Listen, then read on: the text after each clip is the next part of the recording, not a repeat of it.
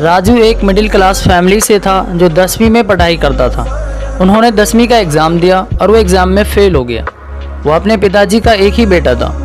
उनकी पेरेंट्स की उम्मीदें उनसे जुड़ी हुई थी। जैसे उनके पिताजी को उनके रिज़ल्ट की खबर पता चली, वो बहुत ज़्यादा गुस्सा हुए और उनसे नाराज़ हो गए। राजू ने अपने पिताजी के बात पर सुसाइड करने के लिए जा रहा था, क्योंकि उसके पिताजी ने उनकी पढ़ाई भी छुड़ा दी। राजू को रास्ते में उसके मैथ टीचर मिले तो उन्होंने राजू से पूछा, कहाँ जा रहे हो बेटा? उसने सारी बातें अपने मैथ टीचर को बतलाया। उनके टीचर ने उससे कहा, बेटा इस ज़माने के युवाओं को क्या हो गया है, हर छोटी बात पर सुसाइड के लिए तैयार हो जाते हैं और वो समझते हैं सारी चीज़ों का सॉल्यूशन सुसाइड में ही है। वो ये क्यों नहीं समझते उनकी एक गलती से उनके घर वालों को कितनी ज़्यादा तकलीफ़ पहुंचती है।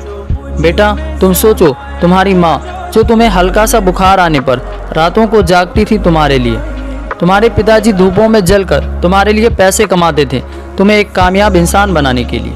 क्या तुम उन बूढ़े माँ बाप को ऐसे ही छोड़कर चले जाओगे? ज़रा सोचो उनका क्या हाल होगा। राजू अपने टीचर की बातों को सुनकर रोने लगा और अपने टीचर से कहा, सर मेरे पिताजी ने तो मेरी पढ़ाई भी छुड़ा दी, मैं अभी कुछ भी नहीं कर सकता हूँ। उसके टीचर ने उससे कहा, बेटा तुम अभी बहुत कुछ कर सकते हो, मायने ये नहीं रखता तुम कितने पढ़े हुए हो, मायने ये रखता है तुम क्या कर सकते हो।